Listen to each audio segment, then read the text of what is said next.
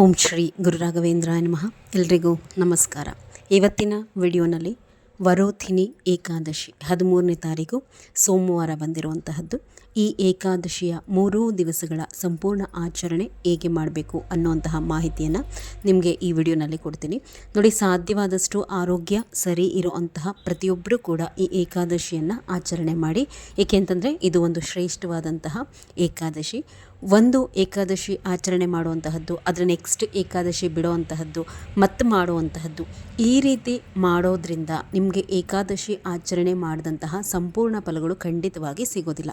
ನೀವೇನಾದರೂ ಮನಸ್ಸಿನಲ್ಲಿ ಸಂಕಲ್ಪ ಮಾಡಿಕೊಂಡು ನಿಮ್ಮ ಕಷ್ಟಗಳು ಮನೆಯಲ್ಲಿ ಕಡಿಮೆ ಆಗಬೇಕು ಅಂತ ಹೇಳಿ ಏಕಾದಶಿ ಆಚರಣೆಯನ್ನು ಮಾಡ್ತಾ ಇದ್ದೀರಾ ಅನ್ನೋವಂತಹದ್ದೇ ಆದರೆ ಅದನ್ನು ದಯಮಾಡಿ ನಿರಂತರವಾಗಿ ಮಾಡ್ತಾ ಹೋಗಿ. ಪೀರಿಯಡ್ಸ್ ಬಂತು, ಇಲ್ಲ ಏನಾದರೂ ಸೂತಕ ಬಂತು, ಆವಾಗ ನಡೆಯುತ್ತೆ. ಅದನ್ನು ಬಿಟ್ಟು ನೀವಿಗೇನೋ ಒಂದು ಫಂಕ್ಷನ್ಗೆ ಹೋಗಬೇಕು ಅಥವಾ ಏನೋ ಒಂದು ಊರುಗಳಿಗೆ ಹೋಗಬೇಕು ಅನ್ನುವಂತಹ ಕಾರಣಕ್ಕೆ ಏಕಾದಶಿಯನ್ನು ಸ್ಕಿಪ್ ಮಾಡಲಿಕ್ಕೆ ಹೋಗಬೇಡಿ. ಅನಿವಾರ್ಯ ಕಾರಣಗಳಿಂದ ಏನಾದರೂ ಹೋಗಲೇಬೇಕಾದಂತಹ ಪರಿಸ್ಥಿತಿ ಬಂದಾಗ ನೀವೇನು ಮಾಡಬೇಕು ಅಂತಂದರೆ, ಈಗ ಯಾವ ಊರುಗಳಿಗೆ ಹೋಗಿರ್ತೀರಾ ಅಲ್ಲೇ ಸ್ನಾನ ಮಾಡಿಕೊಂಡು ಅಲ್ಲಿ ನಿಮಗೆ ಏನೋ 2 ಊದ್ಗಡ್ಡಿ ಹಚ್ಚುವಂತಹ ಅವಕಾಶ ಇದ್ದರೆ ಊದ್ಗಡ್ಡಿಯನ್ನು ಬೆಳಗ್ಬಿಟ್ಟು ಏಕಾದಶಿ ಉಪವಾಸ ಆಚರಣೆ ಮಾಡ್ತಾ ಇದ್ದೀವಿ ಅಂತ ಹೇಳಿ ಇರೋ ಕಡೆಯೇ ರಾಯರನ್ನು ಸ್ಮರಣೆ ಮಾಡಿಕೊಂಡು ಉಪವಾಸ ಮಾಡಿ. ಏಕಾದಶಿಯ ಸಂಪೂರ್ಣ ಪೂಜೆಯನ್ನು ಮಾಡಲಿಕ್ಕೆ ಆಗದೆ ಹೋದ್ರೂ ಹೋದಂತಹ ಊರುಗಳಲ್ಲಿ ಅಟ್ಲೀಸ್ಟ್ ನೀವು ಏನು ಏಕಾದಶಿ ಉಪವಾಸ ಇರುತ್ತಲ್ವ ಅದನ್ನು ಆಚರಣೆ ಮಾಡ್ಕೋಬಹುದು. ಆದರೆ ಒಂದು ಏಕಾದಶಿ ಮಾಡುವಂತಹದ್ದು, ಇನ್ನೊಂದು ಏಕಾದಶಿ ಬಿಡುವಂತಹದ್ದು ಈ ರೀತಿ ಮಾಡಬಾರ್ದು. ಏಕಾದಶಿನಲ್ಲಿ ಇಂತಿಷ್ಟು ಏಕಾದಶಿಗಳನ್ನು ಆಚರಣೆ ಕಂಟಿನ್ಯೂಸ್ ಆಗಿ ನೀವು ಮಾಡಿದಾಗ ಅದು ಒಂದು ಮಂಡಲ ಅಂತ ಹೇಳಿ ಅದಕ್ಕೆ ಕರಿತೀವಿ. ಅದು ಪೂರ್ತಿ ಆದರೆ ಬಹಳಷ್ಟು ಒಳ್ಳೆಯ ಫಲಗಳಿರುತ್ತೆ. ನಾನು ಹಿಂದಿನ ವಿಡಿಯೋಸಲ್ಲೆಲ್ಲ ತಿಳಿಸ್ಕೊಟ್ಟಿದ್ದೀನಿ ಇದ್ರ ಬಗ್ಗೆ. ಇನ್ನು ಈ ಏಕಾದಶಿಯ ಆಚರಣೆಗೆ ಬರುವಂತಹದ್ದಾದರೆ ಸೋಮವಾರ 13ನೇ ತಾರೀಕು ನಿಮಗೆ ಏಕಾದಶಿ ಬರುತ್ತೆ, ಭಾನುವಾರ ನಿಮಗೆ ದಶಮಿ ಆಚರಣೆ ಬರುತ್ತೆ, ಮಂಗಳವಾರ ದ್ವಾದಶಿ ಆಚರಣೆ ಬರುತ್ತೆ. ಏಕಾದಶಿ ಅಂತ ಹೇಳಿ ಬಂದಾಗ ಈ 3 ದಿವಸಗಳು ನೀವು ಆಚರಣೆ ಮಾಡಿಕೊಳ್ಳಲೇಬೇಕು. ಇನ್ನು ಯಥಾ ಪ್ರಕಾರ ಭಾನುವಾರ ಸಾಯಂಕಾಲ ಒಂದು 5:15 5:30 ಒಳಗಡೆ ಮುಖ ತುಳ್ಕೊಂಡು ದೀಪವನ್ನು ಹಚ್ಚಿ ರಾಯರ ಎದುರುಗಡೆ 3 ದಿವಸಗಳ ಕಾಲದ ಈ ಏಕಾದಶಿಯ ವ್ರತವನ್ನು ಆಚರಣೆ ಮಾಡ್ತೀನಿ ಅಂತ ಹೇಳಿ ಬಲಗೈಯಲ್ಲಿ ಸ್ವಲ್ಪ ತುಳಸಿ ಮತ್ತು ಅಕ್ಷತೆಯನ್ನು ಹಿಡಿದು ಸಂಕಲ್ಪವನ್ನು ಮಾಡ್ಕೋಬೇಕಾಗತ್ತೆ.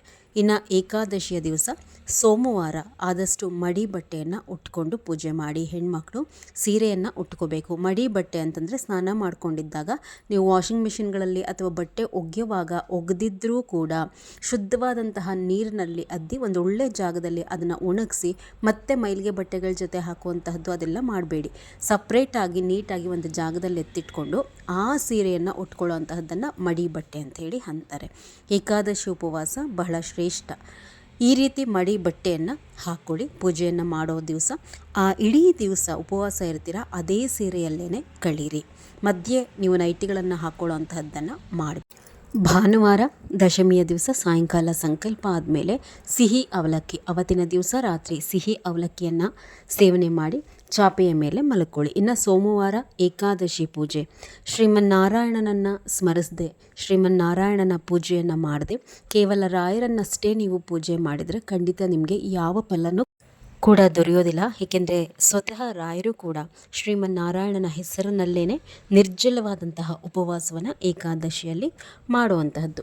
ಸಕಲ ಜೀವರಾಶಿಗಳಿಗೂ ಕೂಡ ಶ್ರೀಮನ್ನಾರಾಯಣನ ನಾಮಸ್ಮರಣೆಯಿಂದಲೇ ಎಷ್ಟೋ ಅವರ ಕಷ್ಟಗಳು ಕಡಿಮೆ ಆಗುತ್ತೆ. ಏಕಾದಶಿ ಆಚರಣೆ ಮಾಡಬೇಕಾಗಿರುವಂತೆ ನಾವು ಶ್ರೀಹರಿಯ ಹೆಸರಿನಲ್ಲಿ. ಹೀಗಾಗಿ ಮೊದಲು ದಯಮಾಡಿ ಅವರ ಪೂಜೆಗೆ ಒತ್ತು ಕೊಡಿ. ಮಾಡಬೇಕಲ್ಲ ಅಂತ ಹೇಳಿ ಮಾಡಬೇಡಿ. ರಾಯರ ಭಕ್ತರು ಶ್ರೀಮನ್ನಾರಾಯಣನ ಸ್ವರೂಪದ ಯಾವ ಫೋಟೋ ಇದೆಯೋ ಅದನ್ನು ಒರೆಸ್ಕೊಡಿ. ಗಂಧ ಕುಂಕುಮ ಅರಿಶಿಣ ಹಚ್ಚಿ ತಪ್ಪದೆ ಸ್ವಲ್ಪನಾದರೂ ತುಳಸಿ ಇಡಿ. ಏಕಾದಶಿಯ ದಿವಸ ತುಳಸಿ ಕೀಳಬೇಡಿ, ಹಿಂದಿನ ದಿವಸ ಕಿತ್ತಿಟ್ಕೋಬೇಕು. ಏಕಾದಶಿಯ ದಿವಸ ತುಳಸಿ ಗಿಡಕ್ಕೆ ನೀರು ಹಾಕಬೇಡಿ. ತುಳಸಿ ಏರಿಸಿ ಸ್ವಲ್ಪ ಹೂ ಹಾಕ್ಕೊಂಡು ಅವರ ಫೋಟೋ ಅಥವಾ ವಿಗ್ರಹದ ಮುಂದೆ 2 ತುಪ್ಪದ ದೀಪ, ಇಲ್ಲ ಅಂತಂದರೆ 1 ಮಣ್ಣಿನ ದೀಪವನ್ನು ತುಪ್ಪದಲ್ಲೇ ಹಚ್ಕೊಳ್ಳಿ. ತುಪ್ಪದ ದೀಪ ಅವರ ಮುಂದೆ ಹಚ್ಚಿದ್ದಾದ ಮೇಲೆ ನೀವು ರಾಯರ ಮುಂದೆ ದೀಪವನ್ನು ಹಚ್ಕೊಳ್ಳುವಂತಹದ್ದನ್ನು ಮಾಡಬೇಕು. ರಾಯರಿಗೆ ಫೋಟೋವನ್ನು ಉರಿಸಿ ಗಂಧ ಮಾತ್ರ ಹಚ್ಚಿ ತುಳಸಿಯನ್ನು ಮಾತ್ರ ಏರಿಸುವಂತಹದ್ದು. ಏಕಾದಶಿ ಆದ್ದರಿಂದ ಯಾವುದೇ ಅಲಂಕಾರ ಇರೋದಿಲ್ಲ, ಯಾವುದೇ ನೈವೇದ್ಯ ಕೂಡ ಇರೋದಿಲ್ಲ. ಇನ್ನು ರಾಯರಿಗೆ ದಯಮಾಡಿ ಅಲಂಕಾರವನ್ನು ಮಾಡಬೇಡಿ. ತುಳಸಿಯನ್ನು ಬಳಸಿ ಏಕಾದಶಿಯ ದಿವಸ ಮಾರುಗಟ್ಟಲೆ ಹಾಕಿ ಖಂಡಿತ ಅಲಂಕಾರವನ್ನು ಮಾಡಬಾರ್ದು.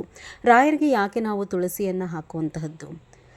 ತುಳಸಿ ಗಿಡದ ಪ್ರತಿಯೊಂದು ಎಲೆಯಲ್ಲಿಯೂ ಕೂಡ ಲಕ್ಷ್ಮೀನಾರಾಯಣನ ಸಾನ್ನಿಧ್ಯ ಇರುತ್ತೆ ಅಂತ ಹೇಳಿ ಭಕ್ತಿ ಭಾವದಿಂದ ರಾಯರು ಅದನ್ನು ಸಮರ್ಪಣೆ ಮಾಡ್ಕೋತಾರೆ. ಅದನ್ನು ನಾವು ಅಲಂಕಾರಕ್ಕೆ ಬಳಸಿದ್ರೆ ಖಂಡಿತ ಅದು ನಮಗೆ ದೋಷ. ಒಂದು ಎಳೆನಲ್ಲಿ ಹಾಕಿಬಿಡಿ ಸಾಕು. ಈಗ ನಾನು ಫೋಟೋನಲ್ಲಿ ಹಾಕಿದ್ದೇನಲ್ವ ಆ ರೀತಿ ಹಾಕಿದ್ರಾಯಿತು. ಅಷ್ಟೊಂದಿಲ್ಲ ಅಂತಂದರೆ ಸ್ವಲ್ಪ ಇಡ್ತೀವಿ ಅಂದರೂ ಸಾಕು. ಆದರೆ ಮಾರುಗಟ್ಟಲೆ ತಂದಿಟ್ಕೊಂಡಿದ್ದೀವಿ ಅಂತಂದು ತುಳಸಿಯನ್ನು ಹಾಕಿ ಏಕಾದಶಿಯ ದಿವಸ ರಾಯರಿಗೆ ಅತಿಯಾದಂತಹ ಅಲಂಕಾರವನ್ನು ಮಾಡಬಾರ್ದು. ಇನ್ನು ರಾಯರ ಮುಂದೆ 2 ದೀಪವನ್ನು ತುಪ್ಪದಲ್ಲಿ ಹಚ್ಕೊಳ್ಳಿ, ಅವತ್ತಿನ ದಿವಸ ಸಾಕಾಗುತ್ತೆ. ಮತ್ತು ಏಕಾದಶಿಯ ದಿವಸ ರಾಯರ ಮುಂದೆ ತುಪ್ಪದ ದೀಪ ಹಚ್ಚಿದ ತಕ್ಷಣ ಸಂಕಲ್ಪ ಮಾಡ್ಕೋಬೇಕು. ಸ್ವಲ್ಪ ತುಳಸಿ ಅಕ್ಷತೆ ಹಿಡಿದು ಯಾವ ಕಾರಣಾರ್ಥವಾಗಿ ಏಕಾದಶಿ ಆಚರಣೆ ಮಾಡ್ತಾ ಇದ್ದೀರಾ ಅಂತ ಹೇಳಿ ರಾಯರಲ್ಲಿ ಭಿನ್ನಹ ಮಾಡಿಕೊಂಡು ಆ ತುಳಸಿ ಮತ್ತು ಅಕ್ಷತೆಯನ್ನು ರಾಯರ ಪಾದದ ಬಳಿಗೆ ಹಾಕ್ಕೊಳ್ಳಿ. ಹಿಂದಿನ ದಿವಸ 2 ಬೆಟ್ಟದ ನೆಲ್ಲಿಕಾಯಿ ಸಿಕ್ಕಿದ್ರೆ ತಂದಿಟ್ಕೊಳ್ಳಿ.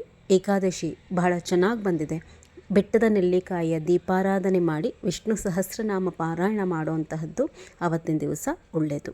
ರಾಯರ ಮುಂದೆ ದೀಪ ಹಚ್ಚಿ ಉದ್ಗಡ್ಡಿಯನ್ನು ಬೆಳಗ್ಗೆ ಈ ನೆಲ್ಲಿಕಾಯಿಗಳನ್ನು ಹಚ್ಚೋದಕ್ಕಿಂತ ಮೊದಲು ತೊಳೆದುಬಿಟ್ಟು ಒರೆಸಿಟ್ಕೊಂಡು ಒಂದು ತಟ್ಟೆ, ಶ್ರೀಮನ್ನಾರಾಯಣನ ಫೋಟೋ ಇರುತ್ತಲ್ಲ ಆ ಫೋಟೋ ಮುಂದೆ ಒಂದು ತಟ್ಟೆ ಇಟ್ಟು ಆ ತಟ್ಟೆಗೆ ಸ್ವಲ್ಪ ಅರಿಶಿಣ, ಕುಂಕುಮ, ಸ್ವಲ್ಪ ಅಕ್ಷತೆ ಹಾಕಿ ಈ ಬೆಟ್ಟದ ನೆಲ್ಲಿಕಾಯಿಯನ್ನು ತೊಟ್ಟಿ ಏನಿರುತ್ತೆ ಅದು ಮೇಲ್ಗಡೆ ಬರಬೇಕು. ಯಾವುದೇ ಕಾರಣಕ್ಕೂ ಅದನ್ನು ಕಟ್ ಮಾಡಬೇಡಿ, ಮೇಲ್ಭಾಗವನ್ನು ಚಾಕುವಿನಿಂದ ಕತ್ತರಿಸಬೇಡಿ, ಹೇಗಿರುತ್ತೆ ಹಾಗೆ ಇಡಿ.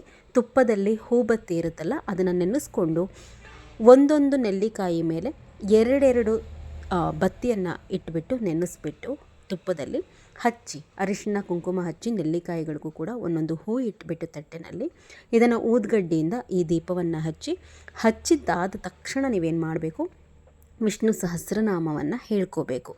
ಈ ದೀಪ ಉರಿಯುವಂತಹ ಸಂದರ್ಭದಲ್ಲೇ ವಿಷ್ಣು ಸಹಸ್ರನಾಮ ಓದಿ. ಎಷ್ಟೊತ್ತು ಉರಿಯುತ್ತೋ ಅಷ್ಟೊತ್ತು ಉರಿಲಿ. ನೀವು ವಿಷ್ಣು ಸಹಸ್ರನಾಮ ಪೂರ್ತಿ ಪಾರಾಯಣ ಮಾಡೋ ತನಕ ಈ ದೀಪಗಳು ಉರಿಯೋದಿಲ್ಲ. ನೀವು ಸಂಪೂರ್ಣವಾಗಿ ಪಾರಾಯಣ ಮಾಡಿ ಅದೆಷ್ಟೋ ತನಕ ಉರಿಯುತ್ತೋ ಉರಿದು ಶಾಂತವಾಗಲಿ, ಏನು ತೊಂದರೆ ಇಲ್ಲ. ಈ ವಿಷ್ಣು ಸಹಸ್ರನಾಮ ಪಾರಾಯಣದ ನಂತರ ರಾಯರ ಅಷ್ಟೋತ್ತರ, ರಾಯರ ಅಕ್ಷರ ಮಾಲಿಕಾ ಸ್ತೋತ್ರವನ್ನು ಹೇಳ್ಕೊಳ್ಳೋ ಅಂತಹದ್ದನ್ನು ಮಾಡಿ ನಿಮ್ಮ ಎಷ್ಟೋ ಕಷ್ಟಗಳು ಕಳೆಯುತ್ತೆ. ಇನ್ನು ಉಪವಾಸ ಅಂತ ಹೇಳಿ ಬಂದಾಗ ಗಂಡಸರು ಸಂಪೂರ್ಣವಾಗಿ ಆರೋಗ್ಯದಿಂದ ಇರುವಂತಹವರು ನಿಟ್ಟುಪವಾಸ, ಗಂಡಸರು ನೀರನ್ನು ಕುಡಿಯದೆ ಉಪವಾಸ ಮಾಡುವಂತಹದ್ದನ್ನು ನಿಟ್ಟುಪವಾಸ ಅಂತೀವಿ. ಹೆಣ್ಣು ಮಕ್ಕಳು ಈ ರೀತಿ ನಿಟ್ಟುಪವಾಸವನ್ನು ಮಾಡಬೇಡಿ. ಹಾಲು, ಹಣ್ಣು, ನೀರನ್ನು ಹೆಂಗಸರು ತಗೊಳ್ಬಹುದು. ಗಂಡಸರು ಕೂಡ ನಮಗೆ ಸಾಧ್ಯವಾಗೋದೇ ಇಲ್ಲ, ಕೆಲಸಗಳಿಗೆ ಹೋಗ್ತೀವಿ ಅಥವಾ ಅನಾರೋಗ್ಯ ಸುಸ್ತಾಗುತ್ತೆ ನಮ್ಮ ಕೈಲಿ ಅನ್ನೋಂಥವರು ಹಾಲು, ಹಣ್ಣು, ನೀರನ್ನು ತಗೊಂಡ್ರೆ ದೋಷ ಏನು ಬರೋದಿಲ್ಲ. ಹೆಣ್ಮಕ್ಳು ನೀವೇನು ಒಂದು ತಪ್ಪು ಮಾಡ್ತೀರಾ ಅಂತಂದರೆ ನೋಡಿ, ಸಂಪೂರ್ಣವಾಗಿ ಏಕಾದಶಿಯ ಉಪವಾಸವನ್ನು ಯಾವಾಗ ಬಿಡ್ತೀರಾ, ಬಿಟ್ಟಾದ ಮೇಲೆ ನೀವು ಸಿಹಿ ಅವಲಕ್ಕಿ ಅಥವಾ ಸಜ್ಜಿಗೆಯನ್ನು ಸೇವನೆ ಮಾಡಬಹುದು. ಉಪವಾಸದ ಮಧ್ಯದಲ್ಲೇ ಹಸಿವು ಅಂತ ಹೇಳಿ ಯಾವುದೇ ಕಾರಣಕ್ಕೂ ಸಿಹಿ ಅವಲಕ್ಕಿ, ಸಜ್ಜಿಗೆ ಎಲ್ಲ ನೀವು ತಿನ್ನಲಿಕ್ಕೆ ಬರೋದಿಲ್ಲ. ಆ ರೀತಿ ತಿಂದ್ರಿ ಅಂತಂದರೆ ನೀವು ಉಪವಾಸವನ್ನು ಬಿಟ್ಟ ಹಾಗೆ. ಇನ್ನು ಈ ರೀತಿ ಏಕಾದಶಿಯ ಉಪವಾಸವನ್ನು ಮುಗಿಸ್ಕೊಳ್ಳಿ. ಸಾಯಂಕಾಲ ಮತ್ತೆ ರಾಯರೆದುರುಗಡೆ 5:15 5:15 ಒಳಗಡೆ ದೀಪವನ್ನು ಹಚ್ಚುವಂಥದ್ದನ್ನು ಮಾಡಿ ಅವತ್ತಿನ ದಿವಸ ಚಾಪೆ ಮೇಲೆ ಮಲ್ಕೋಬೇಕು. ಗಂಡ ಹೆಂಡತಿ ಸೇರೋ ಹಾಗೆ ಇಲ್ಲ. ಮತ್ತು ನೀವು ದ್ವಾದಶಿಯ ಪೂಜೆ ಅಂತ ಹೇಳಿ ನೋಡೋವಂತಹದ್ದಾದರೆ ದ್ವಾದಶಿ ದಿವಸ ಕೂಡ ಮತ್ತೆ ತಲೆಗೆ ಸ್ನಾನ ಮಾಡ್ಕೋಬೇಕು. ತಲೆಗೆ ಸ್ನಾನ ಮಾಡಿ ಅವತ್ತಿನ ದಿವಸ ಕೂಡ ಸೀರೆ ಉಟ್ಕೊಳ್ಳಿ. ಗಂಡಸರು ಪೂಜೆ ಮಾಡುವಂಥವರಾದರೆ ದಯಮಾಡಿ ಬರ್ಮೋಡ ಪ್ಯಾಂಟ್ಸ್ಗಳನ್ನು ಹಾಕ್ಕೊಂಡು ಪೂಜೆ ಮಾಡಬೇಡಿ. ಪಂಚೆ ಉಟ್ಕೊಂಡೇ ನೀವು ರಾಯರ ಪೂಜೆಯನ್ನು ಮಾಡಬೇಕಾಗತ್ತೆ. ದ್ವಾದಶಿಯ ದಿವಸ ಕೂಡ ಮತ್ತೆ ಫೋಟೋ ಒರೆಸೋ ಅವಶ್ಯಕತೆ ಇಲ್ಲ. ಸ್ವಲ್ಪ ತುಳಸಿ ಹೂಗಳನ್ನು ಹಾಕಿ, ರಾಯರಿಗೂ ಕೂಡ ಸ್ವಲ್ಪ ತುಳಸಿ ಹೂ ಎಲ್ಲ ಹಾಕಿ, ಎಷ್ಟು ದೀಪ ಏಕಾದಶಿಯ ದಿವಸ ತುಪ್ಪದಲ್ಲಿ ಹಚ್ಚಿರ್ತೀರೋ ರಾಯರ ಮುಂದೆ 2 ಶ್ರೀಮನ್ನಾರಾಯಣನ ಸ್ವರೂಪದ ಫೋಟೋ ಮುಂದೆ 1 ಇಲ್ಲ 2 ದೀಪ ಹಚ್ಚಿಡ್ತೀರ. ಅಷ್ಟೇ ದೀಪಗಳನ್ನು ಆದಷ್ಟು ದ್ವಾದಶಿ ದಿವಸ ಕೂಡ ತುಪ್ಪದಲ್ಲೇ ಹಚ್ಕೊಡಿ. ಅವತ್ತಿನ ದಿವಸ ಏನಾದರೂ ಸಿಹಿ ನೈವೇದ್ಯ ಮಾಡಿ ಇಡೀ ಒಳ್ಳೆಯದು. ನೈವೇದ್ಯ ಸಮೇತ ಪೂಜೆ 8 ಗಂಟೆ 10 ನಿಮಿಷದಿಂದ 8:15 ಒಳಗಡೆ ಮುಗ್ದೋಗ್ಬಿಡಬೇಕು. ನೀವು ಉಪವಾಸವನ್ನು 8 ಗಂಟೆ 20 ನಿಮಿಷದ ನಂತರ ನೀವು ಉಪವಾಸವನ್ನು ಬಿಟ್ಟು ಊಟ ಮಾಡ್ಕೋಬಹುದು. ತಿಂಡಿ ತಿನ್ನೋದಾದರೆ ತಿಂಡಿ, ಇಲ್ಲ ಊಟ ಮಾಡೋದಾದರೆ ಊಟ. ಆದಷ್ಟು ಈರುಳ್ಳಿ, ಬೆಳ್ಳುಳ್ಳಿ ಬಳಕೆ ಬೇಡ. ಅದನ್ನು ಬಿಟ್ಟರೆ ಅದನ್ನೇ ತಿನ್ನಬೇಕು, ಇದನ್ನೇ ತಿನ್ನಬೇಕು ಅಂತ ಹೇಳಿ ಏನೂ ಇಲ್ಲ. ದ್ವಾದಶಿಯ ದಿವಸ ಮತ್ತೆ ಉಪವಾಸ 1 ಹೊತ್ತು 2 ಹೊತ್ತು ಇದೆಲ್ಲ ಇಲ್ಲ. ಕೆಲವರು ಪಂಗಡಗಳಲ್ಲಿ ನಡೆಸ್ತಾರೆ, ಆದರೆ ಏನು ಅವಶ್ಯಕತೆ ಇಲ್ಲ. ನೀವು ದ್ವಾದಶಿಯ ದಿವಸ ಯಥಾ ಪ್ರಕಾರ ಊಟವನ್ನು ಮಾಡ್ಕೋಬಹುದು. ಏಕಾದಶಿಯ ದಿವಸ ತಪ್ಪದೆ ರಾಯರ ಮಠಕ್ಕೆ ಹೋಗಿ ದರ್ಶನವನ್ನು ಮಾಡ್ಕೊಂಡು ಬನ್ನಿ. ರಾಯರ ದರ್ಶನವನ್ನು ಒಳ್ಳೆಯದಾಗತ್ತೆ. ಇದಿಷ್ಟು ಕೂಡ ಏಕಾದಶಿಯ ಬಗ್ಗೆ ಮಾಹಿತಿ. ಇಷ್ಟ ಆಗಿದ್ರೆ ಒಂದು ಲೈಕ್ ಮಾಡಿ, ಸಬ್ಸ್ಕ್ರೈಬ್ ಮಾಡ್ಕೊಳ್ಳಿ. ಹೊಸದಾಗಿ ಯಾರೆಲ್ಲ ನೋಡ್ತಾ ಇದ್ದೀರಾ, ರಾಯರ ಬಗ್ಗೆ ಒಳ್ಳೊಳ್ಳೆ ಇನ್ಫಾರ್ಮೇಷನ್ ಬರುತ್ತೆ ಈ ಚಾನಲ್ನಲ್ಲಿ. ನಮಸ್ಕಾರ ಎಲ್ರಿಗೂ.